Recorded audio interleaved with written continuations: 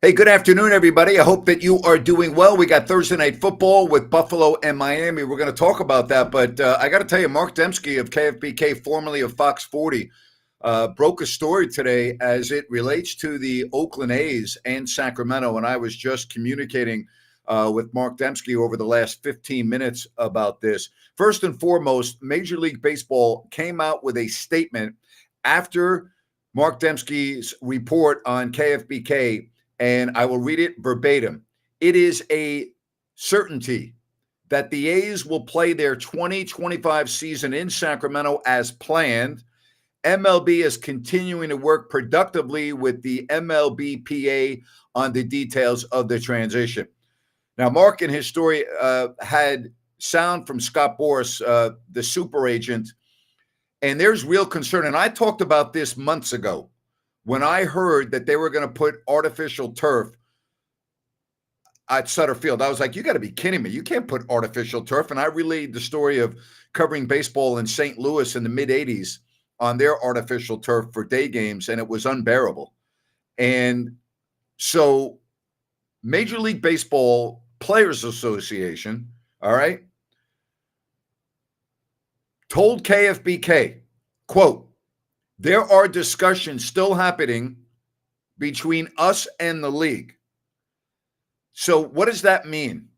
Well, if there are still discussions going on between the Players Association and the league, that would tell me that this thing is not concrete past 2025. So what I'm thinking is this thing could unravel after 2025. I mean, that's where we're at. And I thought Mark covered a lot of great things in his story. And with Scott Boras making it very clear that the major league players playing on artificial turf is not going to fly for an outdoor stadium. Indoors, it's okay. Outdoors, no. So there are a lot of issues. There's also some dialogue about what would happen if the A's were to make the playoffs. Are you going to have a playoff game in Sacramento with only 14 or 15,000 people? Now, first of all, the chances of the A's making the playoffs would be very remote. All right, so let's put that out there. But you always have to ask yourself, what if? So what happens if the A's were to make the playoffs? Would they play in West Sacramento or would they move elsewhere? You know, the fact that Major League Baseball came out and said that it is a certainty that they are going to be playing in Sacramento in 2025 is a good thing. And the reason why it's a good thing is it gives Sacramento, or West Sacramento, I should say, Sacramento was not smart enough to do this deal years ago.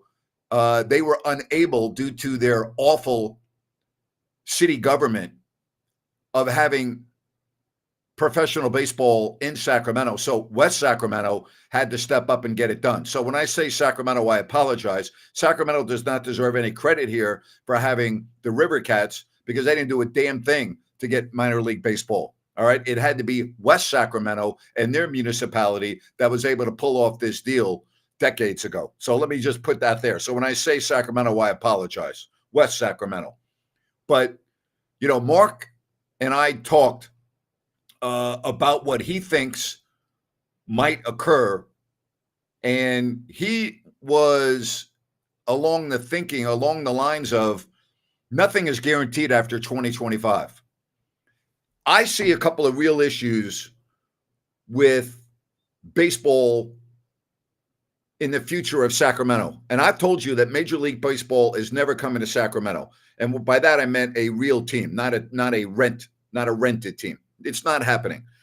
There's not a stadium that, first of all, that I've seen in the greater area of Sacramento and surrounding counties that have a suitable baseball facility. Don't tell me about where the River Cats play. That's not a major league ballpark, and it can't be made into a major league ballpark. So let's stop with the nonsense there, would you please? That's number one. Number two, okay? And the number one is the biggest. There's not enough corporate money in Sacramento. There just isn't.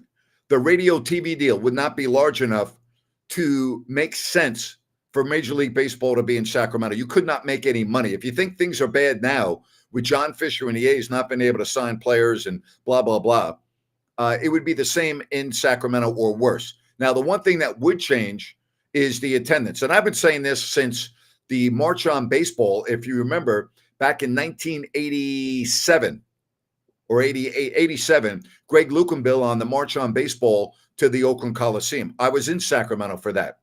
And I said in 1987 that there is no chance of Major League Baseball coming to Sacramento. I said that in 1987.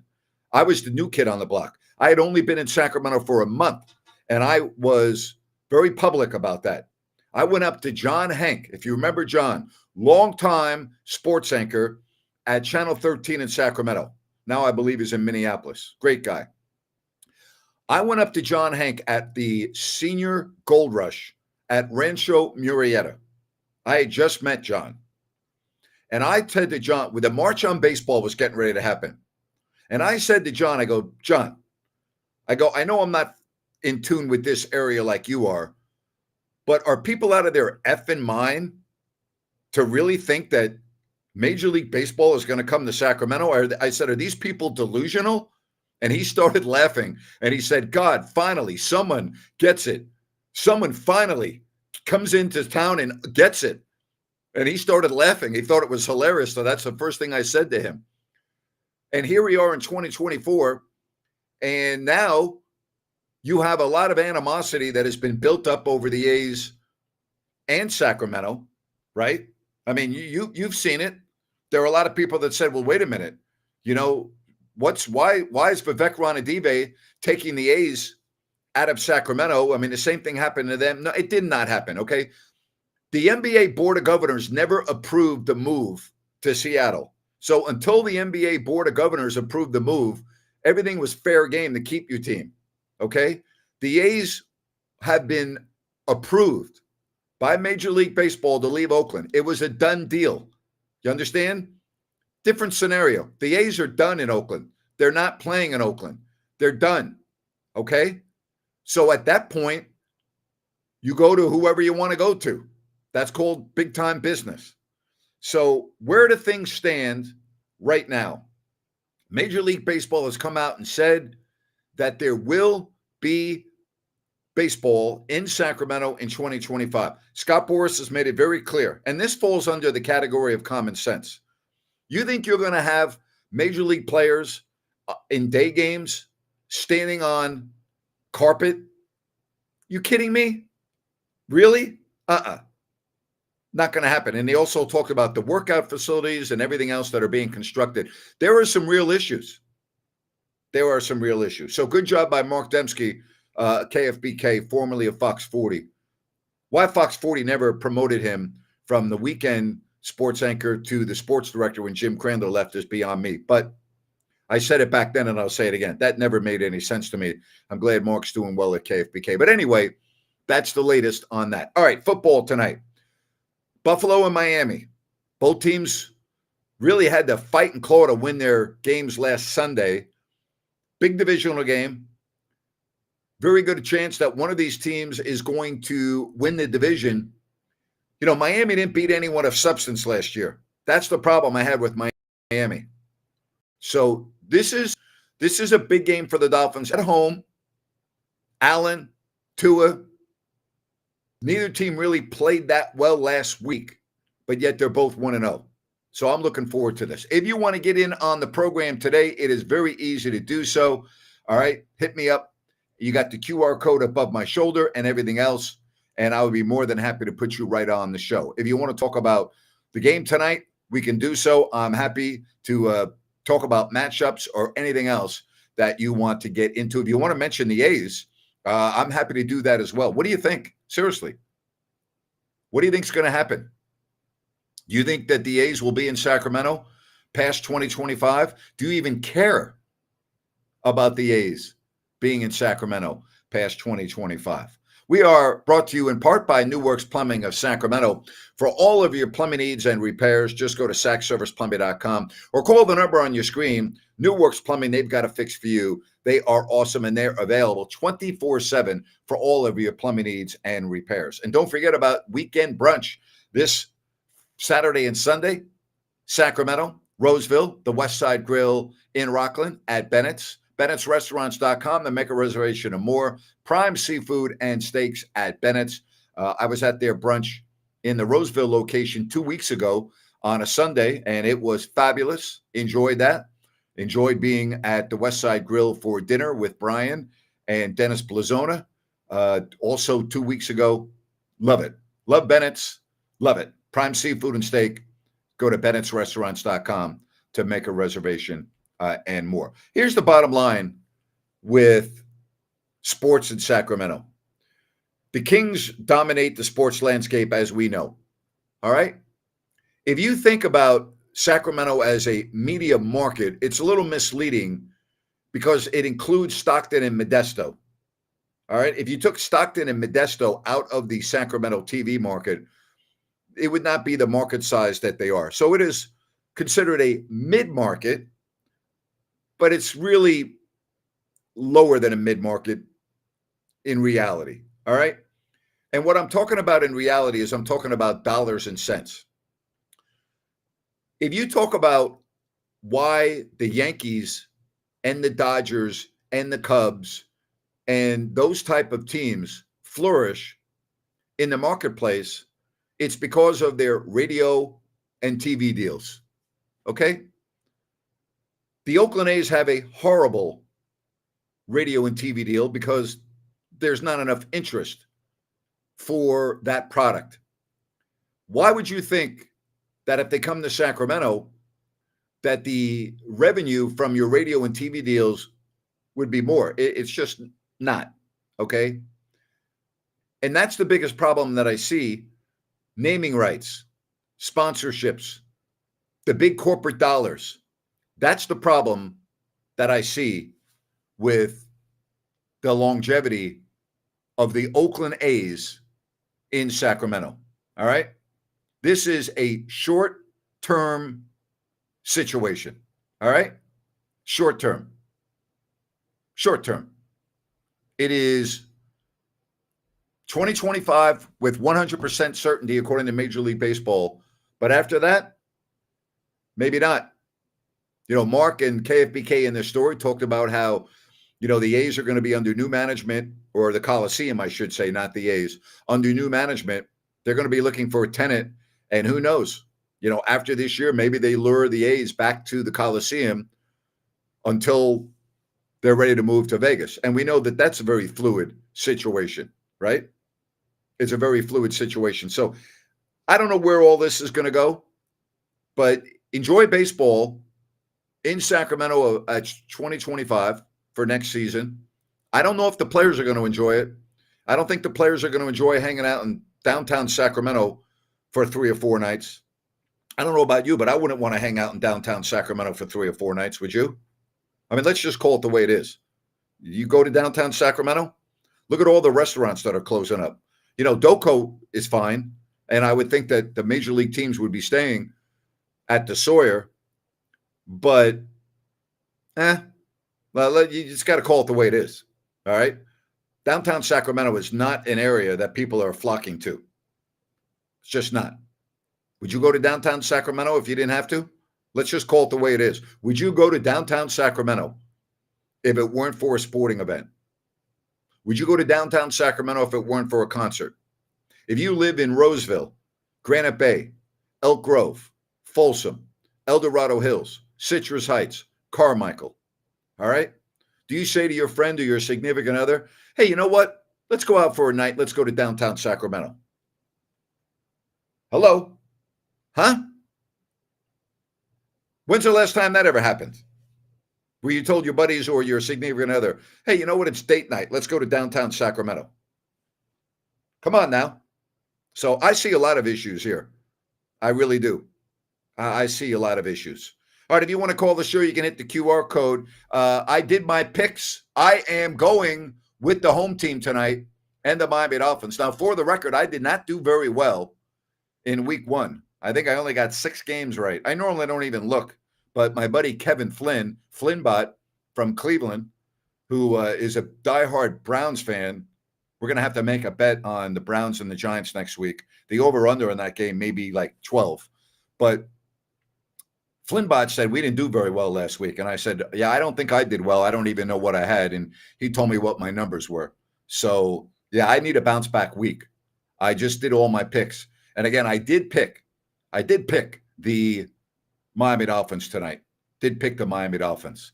All right, other sports news with Christian McCaffrey, the 49ers going into Minnesota, trying to avenge a loss from a year ago. You know, a Minnesota team that's completely different because of the quarterback situation. Hard to really get a read on the Vikings because they played a horrible New York Giants team last week. And make no mistake about it, the Giants were dreadful last week. So I can't really gauge how the Vikings are. I don't have a really good read on them. I don't think you get a really good read on many teams in week one. I mean, I don't. I mean, I think you look at the Cincinnati Bengals. Are they as bad as they looked? I don't think so. You know, they got off to a bad start last year because they didn't have a healthy Joe Burrow. They bounced back, and then Burrow got hurt, and Jake Browning, the Folsom standout, took over and actually played pretty well. But do you think the Bengals are not going to bounce back and be a good team? I think their personnel is just too good. Too good.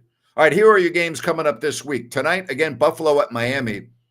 Dallas and New Orleans, both teams look really good in week one. The Saints look really good. The Cowboys look really good. Then you got Tampa Bay at Detroit. I think this is going to be a very interesting game. Colts are at Green Bay. No Jordan Love. Jets are at Tennessee. Short week. Long cross-country flight. Are they going to be able to bounce back against a Titans team that does not look very good? Told you about the Niners at the Vikings. Patriots, home to Seattle. I like what I saw from Seattle last week. They have, under Pete Carroll, who's not there anymore, they always were a good 10 a.m. road team. Always. Interesting game. Giants at the Redskins or at the Commanders. All right? Sorry, I'll always call them the Redskins. Giants at Washington. The Giants prevent offense by Daniel Jones. Now I'm hearing that Malik Neighbors is questionable, was limited in practice. You know, if he doesn't play, that would be a real tough situation for the Giants, their standout receiver from LSU. You've got the Chargers at the Panthers, who were as bad as the Giants. They might have been worse than the Giants in week one. Browns travel to Jacksonville. Who knows what's going on with the Browns, right? I mean, they look lost. Deshaun Watson looks like he's never played quarterback before.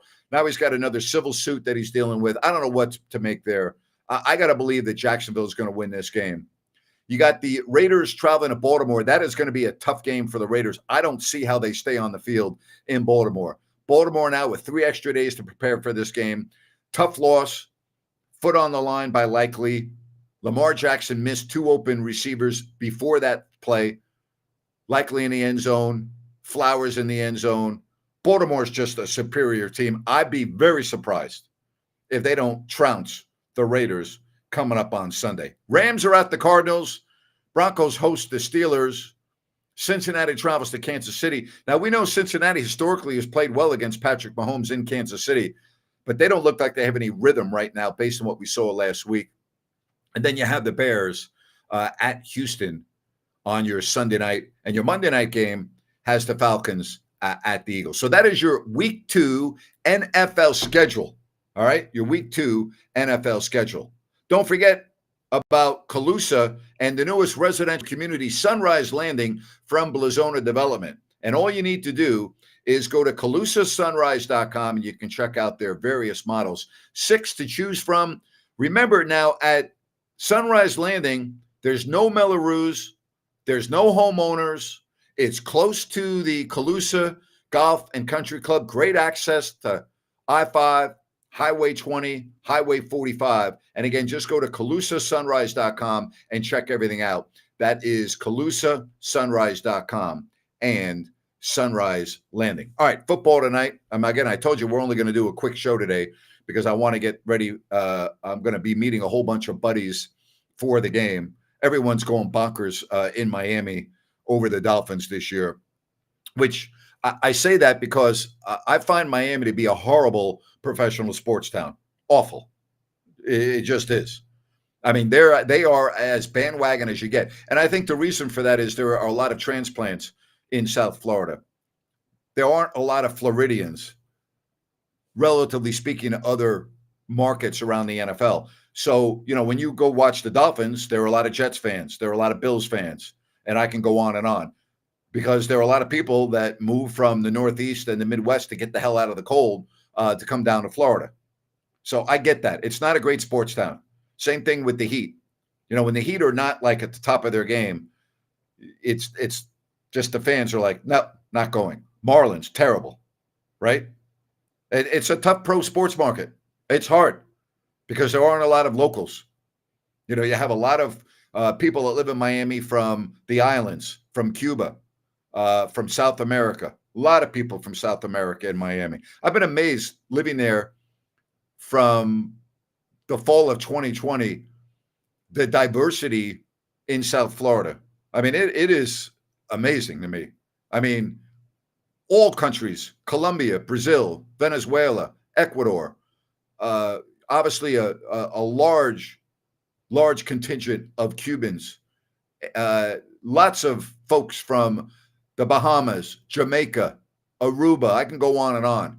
So, you don't have generational sports lore, right? You weren't rooting for Brian Greasy and Mercury Morris and Larry Zonka and Don Shula in the early 70s. All right, you weren't in Miami. Your mom or dad or your family members, they weren't in Miami. So, it's not like the Bears. It's not like the Eagles. It's not like the 49ers. It's not like the Giants. Right? I can go on and on. It's totally different in South Florida. And that's the biggest difference that I see. All right, so I'll be on tomorrow. We're going to wrap up the week. We're going to talk about college football. We're going to talk about the NFL. My thanks to Mark Dembski. He did a fabulous job on this story today on KFBK. Great job by Mark, and we'll talk more about this tomorrow. I wish everyone a fabulous time watching the game, and I'll talk to you tomorrow right here on If You Don't Like